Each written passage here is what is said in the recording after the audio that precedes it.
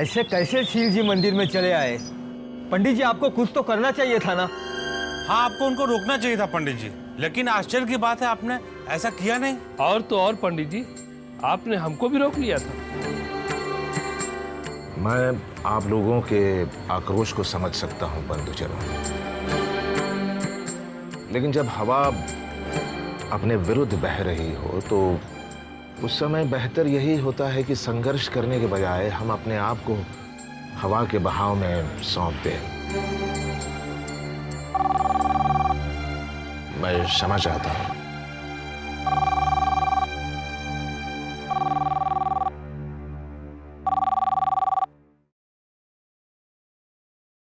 Hello. Hello बाबूजी, जय माता दी। जय माता दी वैष्णवी बेटा, कैसी हो? बाबूजी मैं बिल्कुल ठीक हूँ। वो नवरात्रि का उत्सव कैसे चल रहा है? अच्छा चल रहा है बाबूजी। मैं तन मन धन से माता रानी की सेवा करने की कोशिश कर रही हूँ, पर बाबूजी रह रह कर मुझे वो भदरवा का उत्सव याद आता है।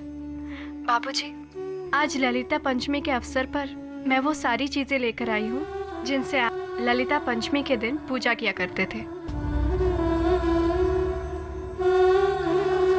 बाबूजी क्या हुआ? आप कुछ बोल क्यों नहीं रहे? आपकी तबीयत तो ठीक है ना बाबूजी? हाँ हाँ बिल्कुल ठीक है बेटा, बिल्कुल ठीक है। मैं बस अपनी छोटी बिटिया रानी की बातों में खो गया था। कितनी बड़ी हो गई है, बड़ी बड़ी बातें कर रही है? अच्छा फोन क्यों किया वैष्णवी? कोई खास काम है? वो दरअसल बाबूजी मुझे पापा जी से एक जरूरी बात करनी थी। मैं काफी देर से उनका फोन लगा रही हूँ, लेकिन उनका फोन बिजी आ रहा है। क्या आपको पता है कि वो अभी कहाँ होंगे? वैष्णवी अब कभी भी तुम्हारे इस पूज्य पापा जी की बात मुझसे नहीं करना। जी मेरा मतलब है, मैं कुछ समझी नहीं। एक बात ध्यान से सुनो वैष्णवी, आज के बाद तुम्हारे ससुराल में तुम पंडित विद्यासागर की बेटी नहीं हो और इस घर में शील कुमार की बहू नहीं हो।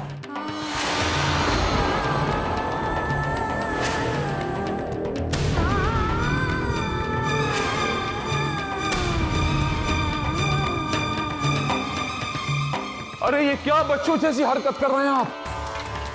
मेरे बच्चे आपके बाबूजी थोड़े से परेशान हैं। देखो ये मेरे सामने खड़े, थोड़े गुस्सैल हैं, आप तो बचपन से जानती हैं। कोई बात नहीं, थोड़ी देर में ठीक हो जाएंगे, मैं इन्हें मना लूंगा, ठीक है? लेकिन पापा जी। लेकिन कुछ नहीं। आपको अपने पापा जी पे विश्वास है ना? बस तो फिर ये विश्वास पूरी तरह कायम रखें। ये हम समझियों का मामला है और बड़ों के मामलों में बच्चों को दखल नहीं देना चाहिए, ठीक है मेरा बच्चा? आप बिल्कुल शांत हो जाइए, खुश रहिए। जय माता दी।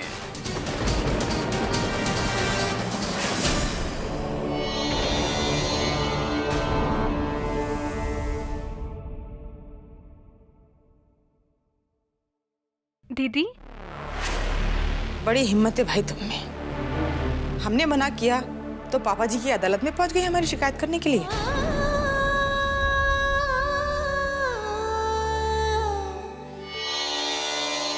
मैं माफी चाहता हूं विद्यासागर जी, बिन बुलाए आपके घर में घुस आया हूं। और पता नहीं क्यों मेरे दिल ने आवाज दी कि हम दोनों के बीच में सुलह सफाई हो सकती है। इसलिए मैंने मेरी बहुरानी आपकी बेटी को झूठ बोलकर ये फोन रखा है। इतना बड़ा झूठ बोला मैंने, जो कि आप जानते हैं कि मुझे झूठ बोलने की आदत तो है नहीं। विद्यासागर जी, मैंने पहले भी कहा था कि बड़ों की लड़ाई झगड़े की आग की तपिश बच्चों को नहीं लगनी चाहिए।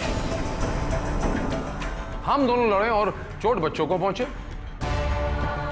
चोट अगर वैष्णवी को लगती है तो आपकी बेटी है। देखिए इस तरह चुप रहकर आप मुझे शर्मिंदा कर रहे हैं।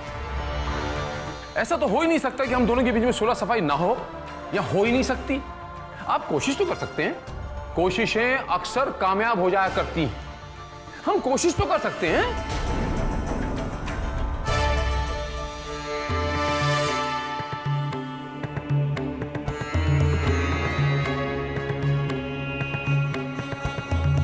शेठ जी, बेहतर यही होगा आप यहां से चले जाएं।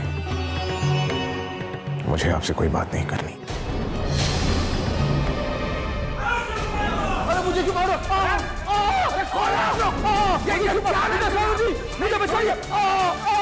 विजय सागर जी, मुझे बचाइए! विजय सागर जी! विजय सागर जी! विजय सागर जी, मुझे बचाइए! विजय सागर जी, आपके घर में मुझे आपसे यूपी नहीं थी!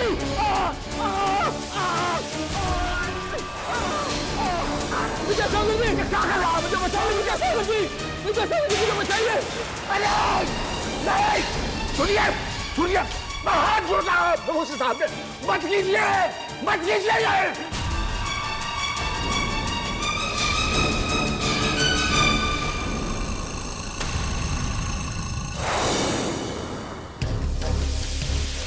सिंधी!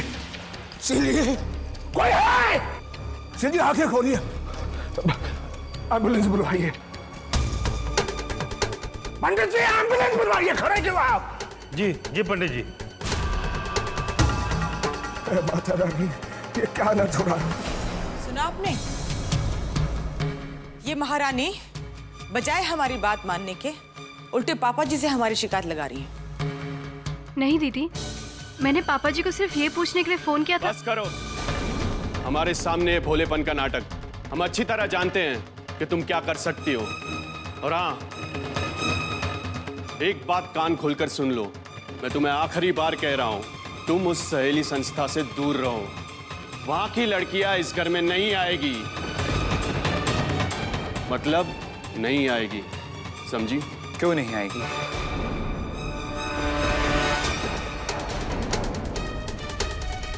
क्यों नहीं आएगी भैया? आप वैष्णवी को वहां जाने से कैसे रोक सकते हो? क्योंकि उस संस्था की जिम्मेदारी मुझ पर है। वो संस्था मेरी है। इस घर में मेरा तेरा कब से होने लगा भैया? मुझे तो लगा था सब कुछ साझा है, वो हम सबका है। वंश भी आप समझ नहीं रहे। एक्चुअली हम लोग ये कहना चाहते थे कि ये नृत्य आराधना अगर इतनी ही जरूरी है तो उन लड़कियों पर समय बर्बाद करने का क्या मतलब है? हम ट्रेन डांसर भी तो मंगा सकते हैं ना। लेकिन भाभी, वैष्णवी उन लड़कियों को बुलाना चाहती है और मुझे नहीं लगता है कि इसमें कोई भी खराबी है। आखिर वैष्णवी भी तो इस घर की बहू है। जो हक आपको है वो हक उसे भी तो है। वो अपने हक का इस्तेमाल नहीं करती है तो इसका मतलब ये तो नहीं कि आप उसे जो चाहे वो बोलो और मैं चुपचाप सुनता रहूं। मुझे अपने पत्नी के मान और सम्मान की रक्षा करना बहुत अच्छे से आता है।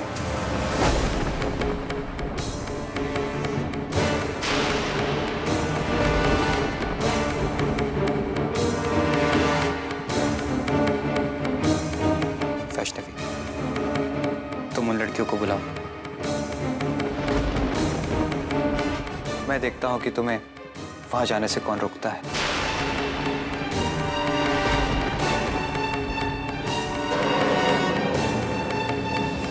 चलो, अब हम संस्था चलते हैं क्योंकि तुम्हें उन लड़कियों को रिहर्सल भी तो कराना है, ठीक है? चलो।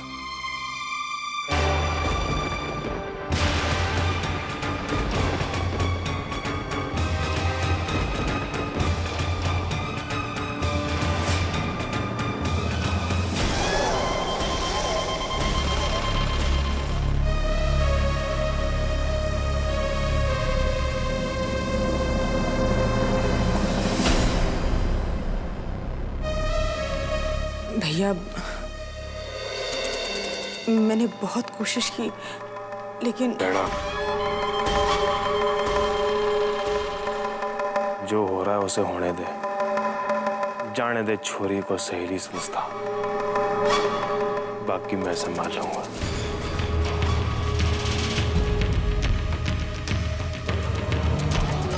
जी सर, जैसा आप कह रहे हैं वैसा ही होगा। हम अभी वैष्णवी जी को उन लड़कियों के पास लेकर जाते हैं। आइए वैष्णवी जी, लड़कियां हॉल में आपका इंतजार कर रही हैं। चले।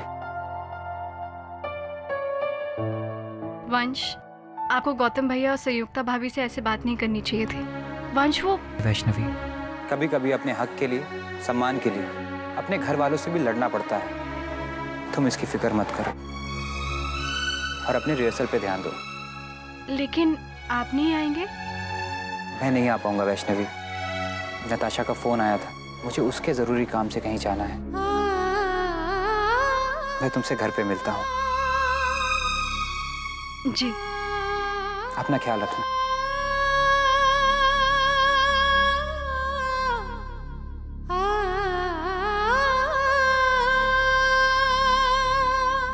आइए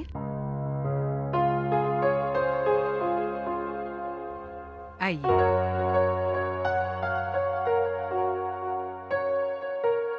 तुम सब कैसी हो?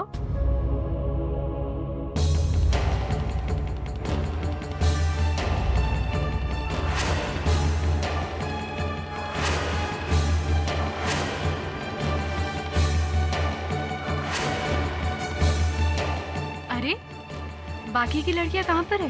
जी वो नीचे नहीं आना चाहती, उसे डांस नहीं करना है। दीदी वो नीचे नहीं आएगी। देखिए, मैं आपसे माफी चाहती हूँ, पर मैं लड़कियों पर किसी तरह का दबाव नहीं डालना चाहती।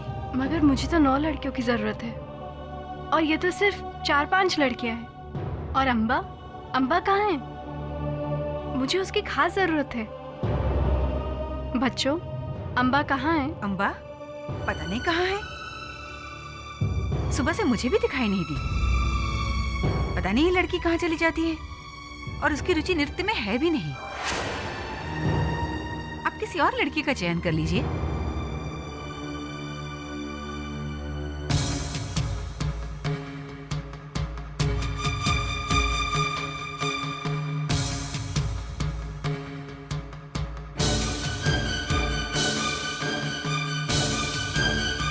दीदी,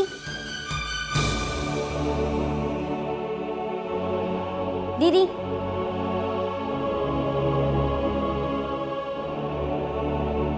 बोलो बेटा, तुम कुछ कहना चाहती हो? दीदी, मैट्रॉन आंटी झूठ बोल रही थी। अम्बा को डांस करना बहुत अच्छा लगता है, वो इसमें हिस्सा भी लेना चाहती है। सच, उसने खुद मुझसे कहा था। बेटा, तुम मुझे बताओगी कि अम्बा कहाँ है? दीदी, आप किसी को बताओगी तो नहीं? नहीं बेटा। वो पीछे मंदिर वाले कमरे में है। चलिए, मैं आपको वहाँ ले चलती हूँ।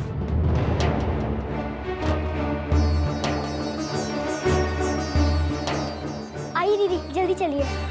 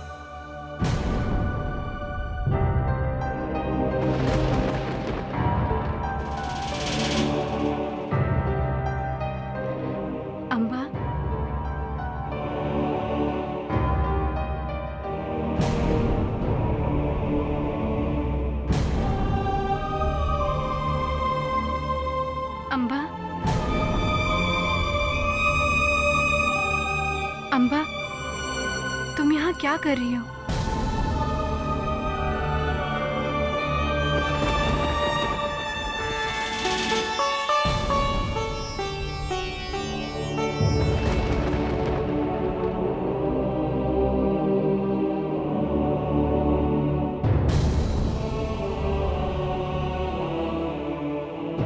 अम्बा, कुछ तो बोलो। मैं जानना चाहती हूँ आखिर तुम्हारे साथ क्या हुआ है। बेटा कुछ तो बोलो।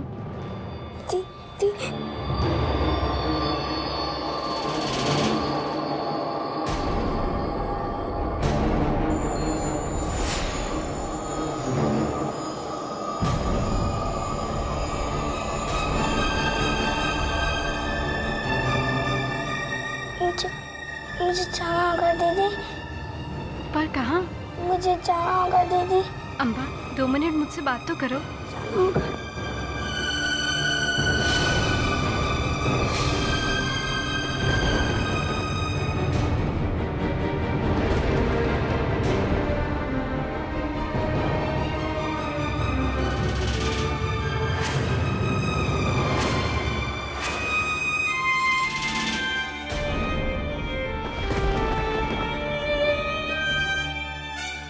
ये सब क्या है बेटा?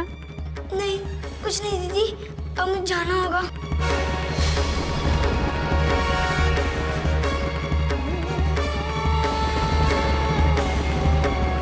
मुझे अपनी माता रानी में विश्वास नहीं है।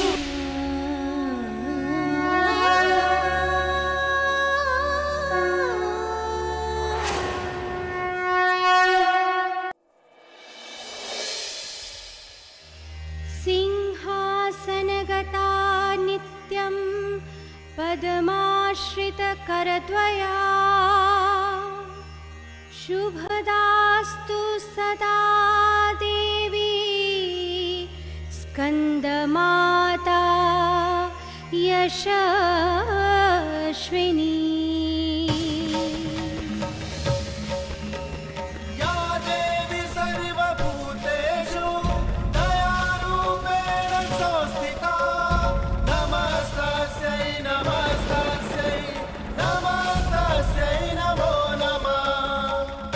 तुम उस सहेली संस्था से दूर रहो, क्योंकि उस संस्था की जिम्मेदारी मुझ पर है।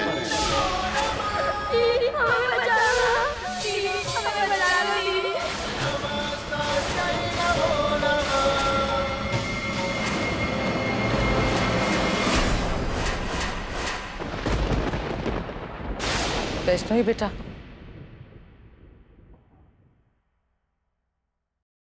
जी बेटा कथा शुरू करो। जी।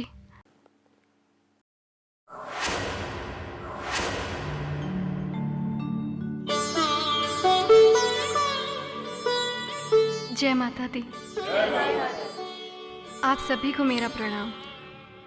आज 4 अक्टूबर पंचमी तिथि को मैं आप सबको माता के 5वें स्वरूप की कथा सुनाने जा रही हूँ। माता के इस 5वें स्वरूप को स्कंद माता कहते हैं।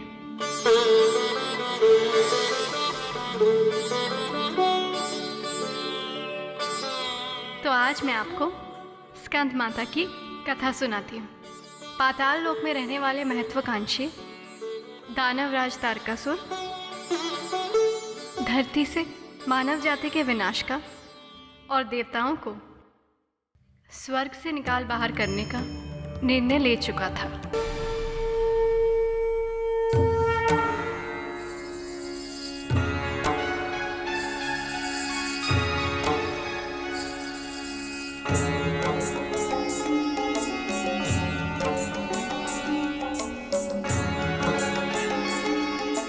देवगुरु, अब सूर्य के और अधिक निकट नहीं जाया जाता। सोचिए देवराज इंद्र, इस समय आप सूर्य के कई योजन दूर हैं, फिर भी आपसे सूर्य का ताप सहन नहीं हो रहा।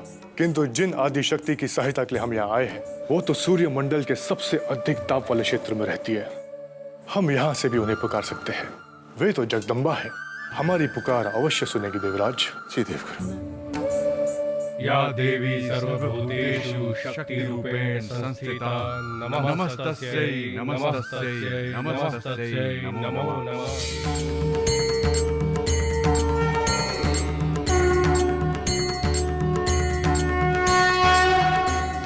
देवगुरु बृहस्पति, हे देवराज, मुझे आपके आने का कारण ज्ञात है। तो कल्याणी,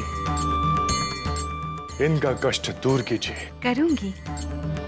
इसलिए तो मैंने पार्वती रूप में शिव की पत्नी का स्थान प्राप्त किया है।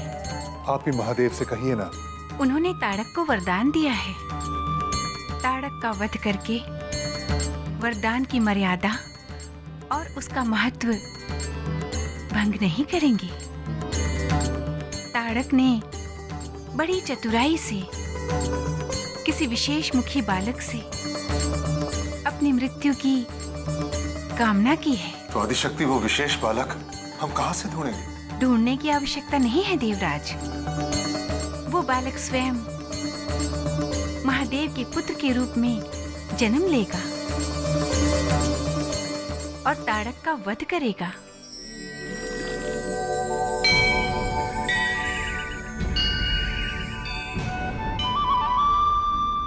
आश्चर्य है, हम देवता सूर्य के ताप को सहन करने में समर्थ है, फिर ये खंजन पक्षी यहाँ कहाँ से आ गया? वो खंजन पक्षी नहीं, मायावी ताड़कासुर का गुप्तचर था। तो आदिशक्ति फिर तो उसे पता चल जाएगा कि देवराज, उसे अपने काल के आगमन का समाचार प्राप्त करने का अधिकार है।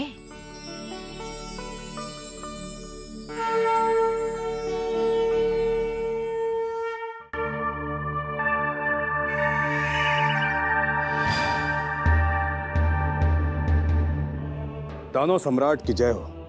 सम्राट, आपका अनुमान सत्य निकला। सारे देवता आदि शक्ति के पास आपके विनाश का उपाय पूछने गए हैं। आदि शक्ति ने क्या उपाय बताया गुप्तचर? उन्होंने कहा है कि आपका काल उन्हीं के घर में जन्म लेगा जिन्होंने आपको वरदान दिया है। मेरा काल कौन? महादेव का पुत्र? अंधक तारक ये नहीं होने देगा। मैंने 10 वर्ष की आयु के हाथों अपनी मृत्यु का वर मांगा है। ये तारक अपने काल को 10 वर्ष का नहीं होने देगा। आज से तुम्हारा स्थायी निवास होगा कैलाश। तुम्हें मुझे पल पल की जानकारी देनी होगी और देखना, तारक मारेगा अपने काल को।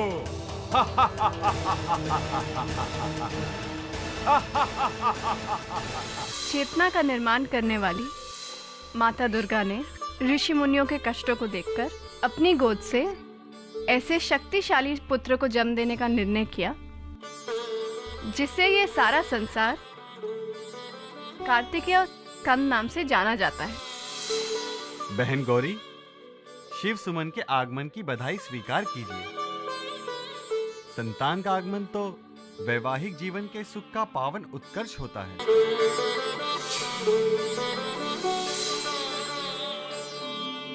ये आपका दिव्य शस्त्र है। देवराजेंद्र, अब हमें आप जाने दीजिए।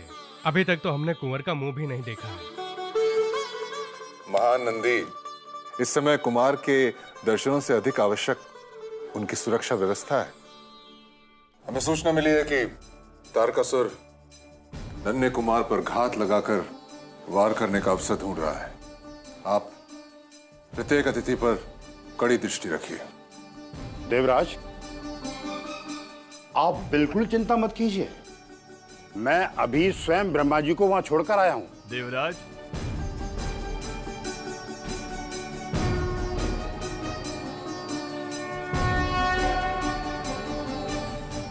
आदि प्रजापति, आपने इतने शीघ्र कुमार के दर्शन कर लिए? नहीं तो मैं तो अभी आया हूं। तो फिर वो कौन था जिससे मैं अभी छोड़कर आया हूं? वो अवश्य ही तारकासुर का गुप्तचर अज्ञात होगा। चलिए।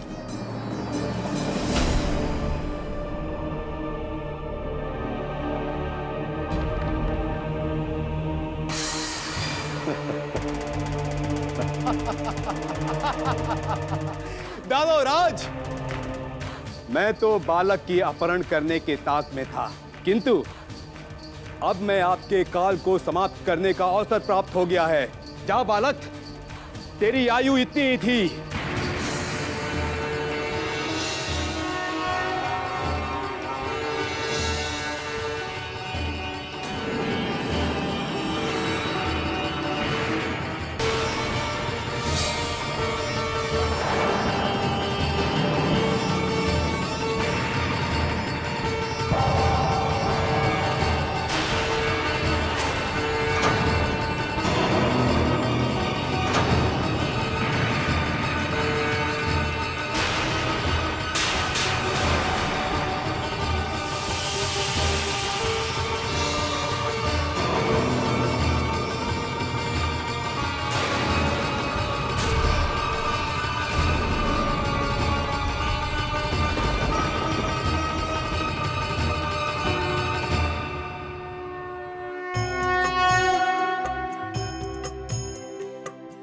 महादेवी, आप व्यर्थी चिंता में थी।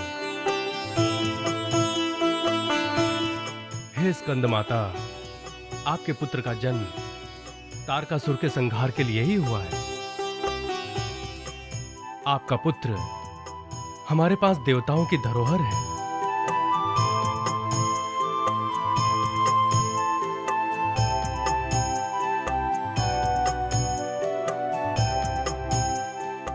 माता, मैंने उस राक्षस को वध कर लिया।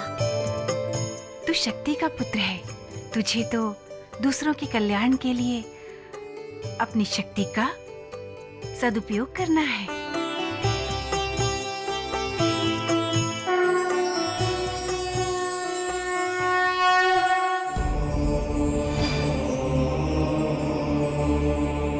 वैज्ञात, क्षमा कीजिए दानवराज, मैं आपका कार्य कर न सका।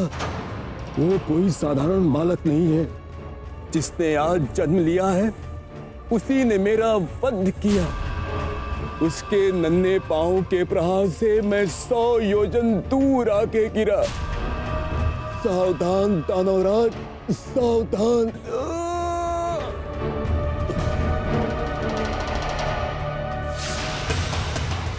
वैज्ञात, तुम मेरे विश्वास पात्र योद्धा थे, किंतु जो बातें तुमने एक बालक के लिए कही हैं, वो विश्वास के योग्य नहीं। उस बालक का वध मेरे ही हाथों से होगा।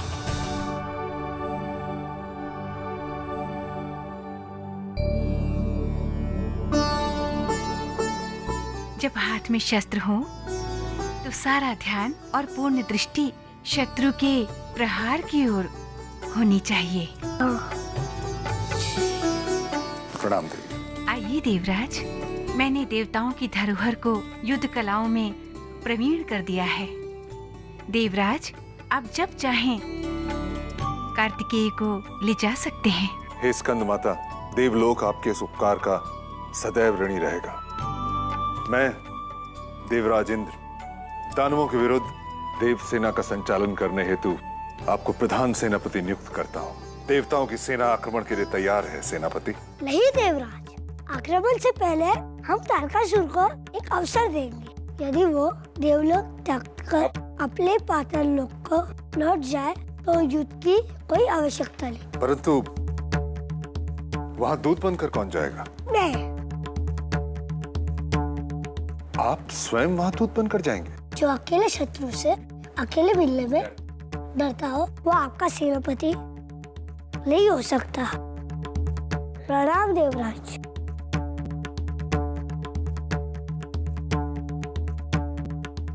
विजयी भव।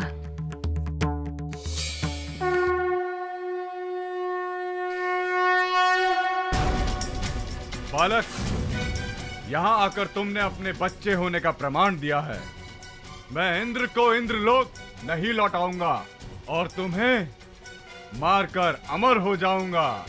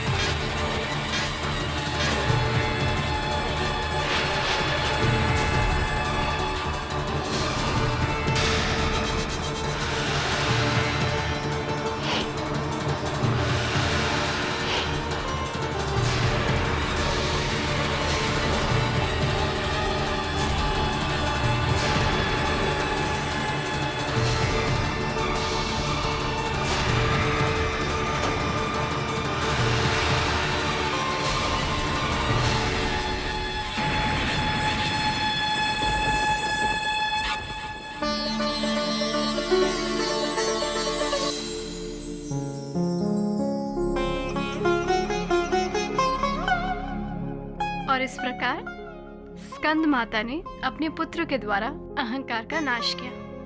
अपने पति के वर के सम्मान में उन्होंने पुत्र स्कंद को जन्म दिया। आज की रात्रि अहंकार से मुक्त होने की रात्रि है। माता से क्षमा मांगने की रात्रि है। तो बोलो मैया अम्बे की जय। जय माता दी।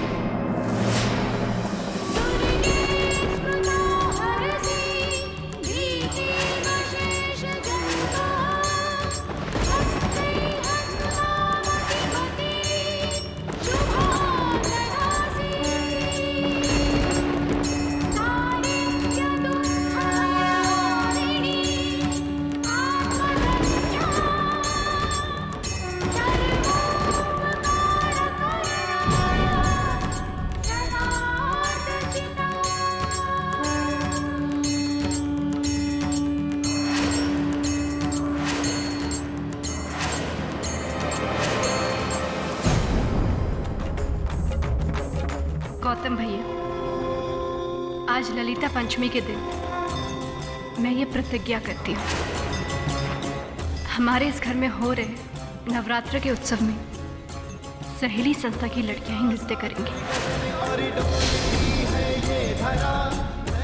और हाँ, मैं देखना चाहती हूँ कि आखिर मुझे कौन रोकता है।